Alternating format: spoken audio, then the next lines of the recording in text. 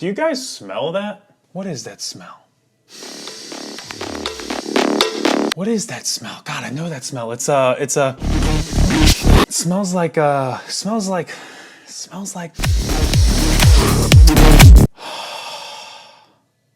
peak.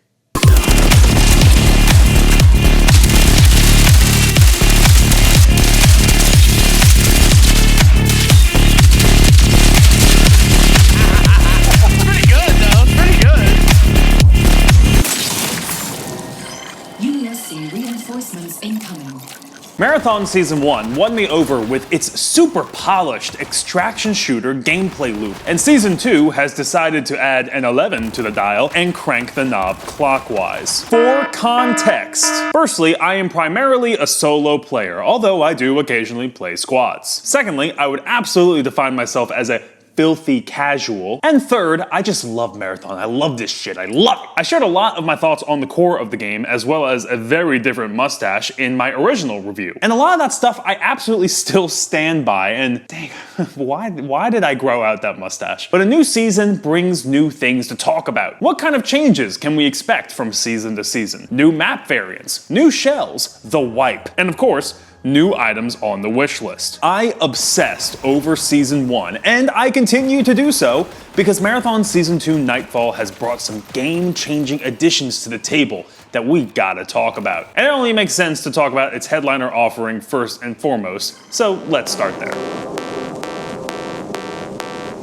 Marsh is so much more impactful than what its original teases led on, to the point where it feels like playing a completely different map than its day counterpart. Firstly, this is not like the jump from a day to a night map in a game like Ark Raiders. In that game, the night map is simply a bit more difficult with more enemies, and the nighttime clarity of, you know, like a well-lit suburban cul-de-sac. Nah, man, in Marathon Marsh, this shit is dark. So dark that it absolutely changes the way you navigate it. For comparison, you don't always need a flashlight in Ark Raiders night maps, but you absolutely need one here in Marathon. Stealthing around enemies is significantly easier in the darkness, obviously, but colored flares and night vision optics genuinely feel useful here, not to mention your increased reliance on nearby audio cues.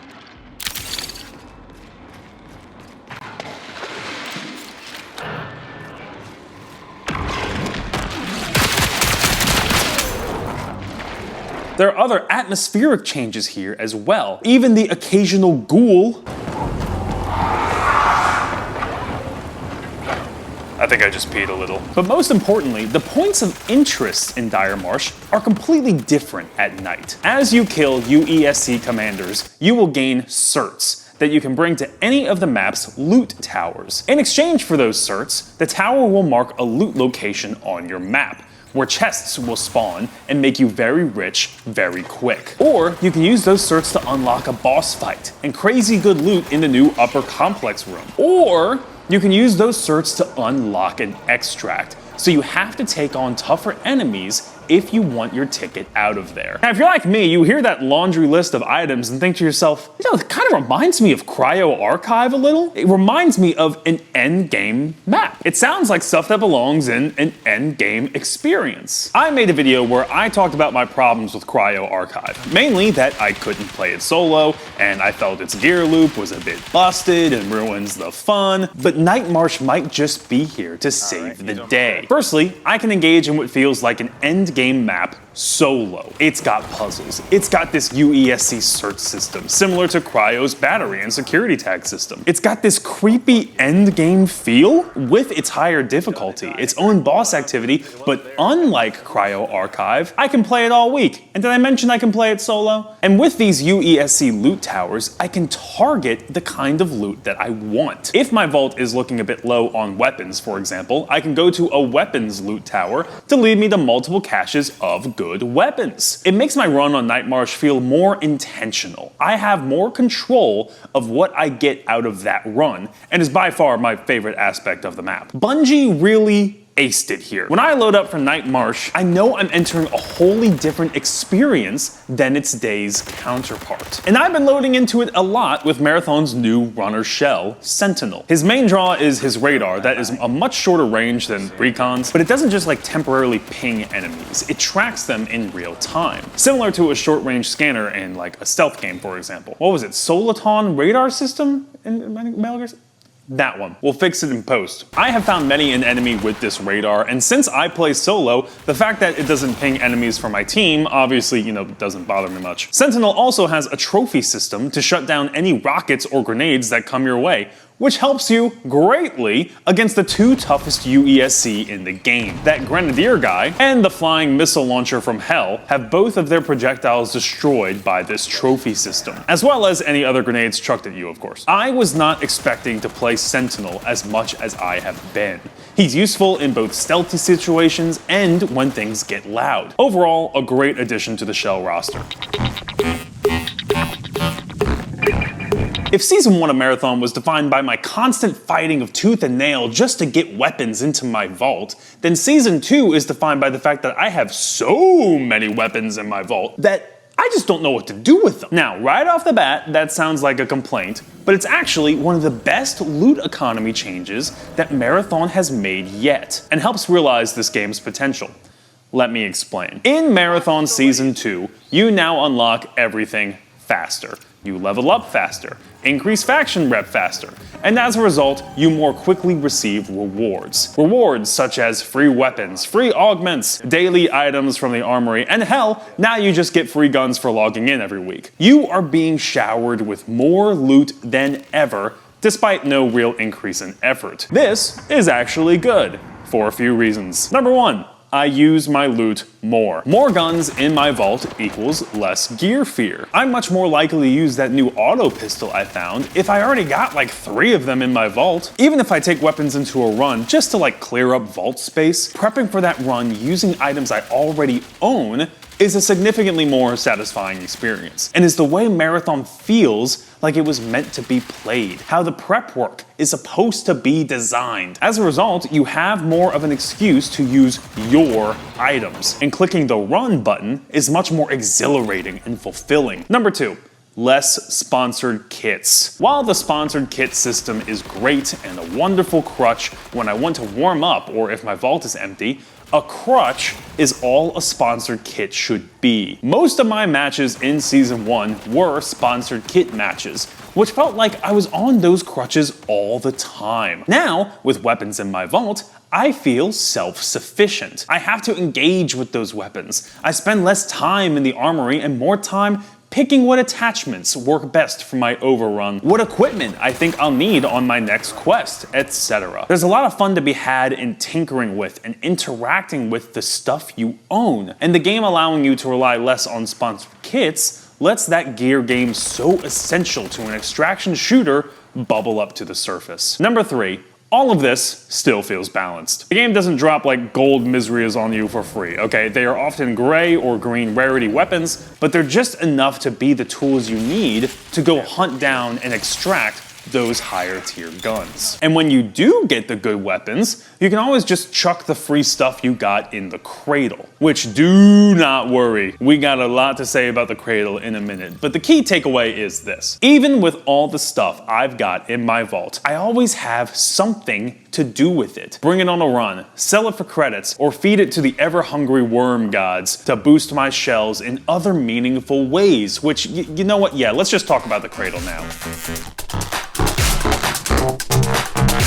I predict that within the history of Marathon, the Cradle will be looked back upon as one of the best additions to the game, period. In case you're unaware, the Cradle is a new system that allows you to tweak the stats of your shells between runs. You first get Cradle XP from quests or from recycling items you don't need in your vault, and you can then spend that Cradle XP to permanently increase your loot speed, your heat capacity, decrease your ability charge, or fall damage, etc. And at the same time, you unlock perks that feel meaningful, such as gaining cardio kick effects at the start of each run, so you can hoof it to the high loot areas before anyone else can, or increasing the area of TAD scans out in the world. And that customizability, that almost RPG game level of control of your shell, is not even the best part. The best part about it all is you can always reallocate those upgrades. I spoke a lot in my original review of Marathon that half the fun of an extraction shooter is in the main menu, tinkering with your equipment and weapons to best prepare for the run ahead. Marathon has not only improved the equipment and weapon tinkering side of the extraction game prep work this season, but they have created a whole new avenue of prep work as well with this Cradle system. Between every run, you can reallocate your Cradle stats and perks as much as you'd like, based on what you plan for your next run. So for example, I had a key to a loot room in Outpost, and I wanted to go loot it. But I just wanted to get in and get out with absolutely minimal risk of running into an enemy and losing all the stuff that I find. So after choosing my weapons and a juicy sized backpack to hold all my future riches, I do the following. I select Assassin because his invisibility skill will allow me to stay out of sight of enemies. Obviously, I then go into the Cradle and dump my points into the recharge ability. That way, my invisibility skill will recharge faster, and I can use it more often. I also dump any extra points into my endurance, so that while invisible, I can sprint for longer. I get in, I get the loot, I stay out of sight, I get out. Boom, I'm rich. Do you know how satisfying that is? How satisfying it is to prepare for a run like a puzzle. To have a goal in mind and then ask yourself, what loot do I bring? What shell do I choose? What Cradle stats do I boost to maximize my probability of success? Other games may scratch that itch, but Marathon scratches that itch with a frickin' chainsaw, man. Okay, I think I got my point across, but I'd be lying to you if I didn't say there wasn't much room for improvement. Things that in Marathon's second season of life are still not realized to their full potential. For example, as I've said, the fun in Marathon, the hook of its gameplay loop, does not start when the first shot is fired. It actually starts here. Nothing is better than an empty vault looking at you in the eye and saying, "All right, Chief, how you want to go about this?" While the Cradle is an excellent addition to this gameplay loop, there is potentially even cooler of an element of customization that has been in the game since launch, and that is the mod system. As far as I know, this mod system is unique to Marathon in the sense that it creeps unlockable RPG systems into the game. Items that you can go equip to completely change your character and how you approach a run. So, for example, on one of my runs, I equipped 3 specific mods. Firstly, a mod that applies toxin damage to a target whenever I stab them with my knife. Another mod that gives me credits whenever I kill a UESC with that knife, and one more so that whenever I kill someone with said knife, I also gain health and shields. So in 3 clicks, I have made a build that encourages me to run around the compound with my knife out, stabbing everything I see, feeling like Ezio Auditore de Firenze and getting rewarded for it. That's awesome! That is a mod system that makes my next run feel completely different from the last. The only downside is, that's the only example I could come up with. I usually load into a run and immediately forget what mods I equipped because they kinda don't matter, or their effects are so niche that I never look at them and say, "Oh man, I really think I'll need this mod that increases my fucking useless hardware stats when defeating enemies." Or sure, I would love for my revive speed to be increased, but only when I'm the last player in my squad alive? Those are nice to haves for sure, but come in handy 1 in every 5 runs, and you bring these mods in every run. Nowhere near the effect of turning the game into Assassin's Creed. Now, there are mods out there that do still change the way I approach the run, that make Marathon feel like an RPG extraction shooter, that I don't forget about the second I load in. Mods that recharges your crewmates' shields upon revive, or pings the enemy shooting at you while you have full shields. The only problem with those mods is that they are rare. They're typically purple or gold rarity. The purple mods I have used once or twice. The gold mods I'm starting to believe don't exist. I understand the need for great loot to be hard to get, but since the mod system is so essential to the fun of Marathon and makes each run so satisfying, I do think that attaining those mods should be rebalanced a bit, or at the very least make the green rarity mods impactful enough so that I don't immediately feed them to the Cradle or drop them for literally any other item in a run.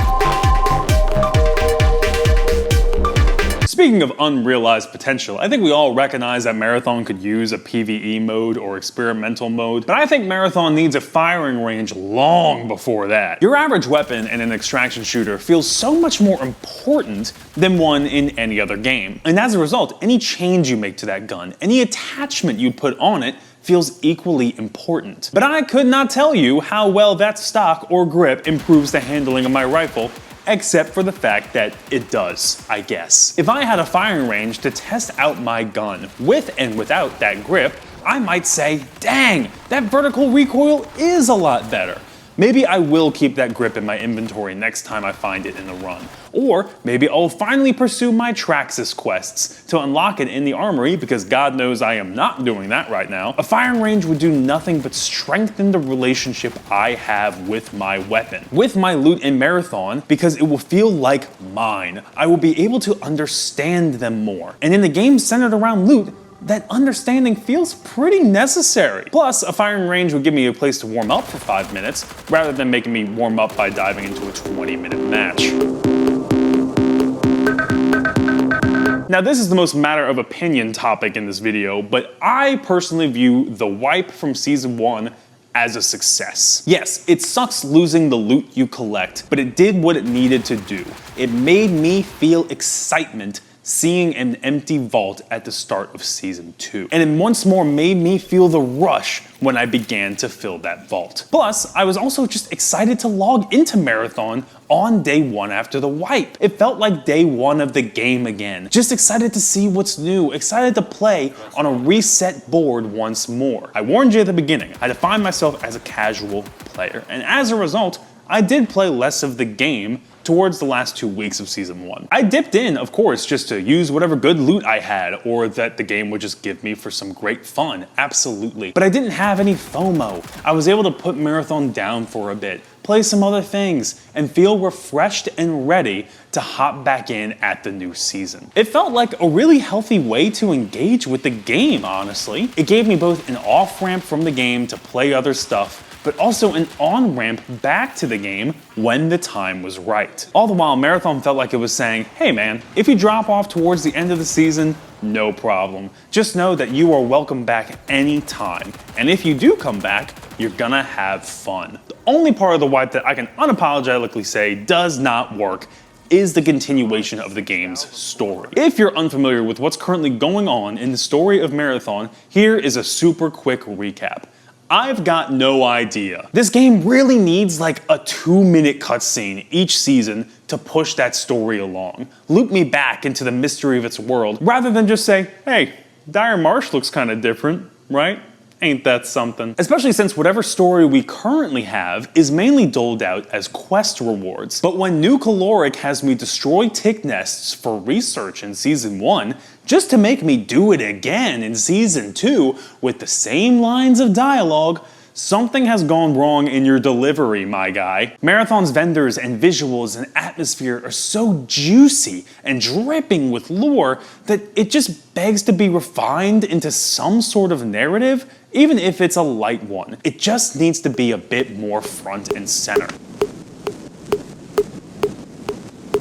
But it's great that we can say this stuff. Marathon Season 2 feels so different and honestly so much better to play than Season 1. To the point where I'm already excited for Season 3 and beyond. Yes, I have a wish list of story improvements and mod system changes, etc. But we now know that a new season feels impactful. And we're already used to major changes and game modes coming mid-season out of nowhere. Marathon has not just been fun to play, but exciting to play. It is constantly giving me new ways to love it, new ways to experience its maps, its meta, its shells, its endgame. I'm having a great time but what do you think? Are you enjoying Marathon Season 2? Or what are some wishlist items that you have for Season 3? I would especially love to know if you hopped on during the free week of Season 2. What are your impressions of the game so far? I'll see you down in the comments below. Thank you for watching, and for more videos like this over a cup of coffee, be sure to like and subscribe.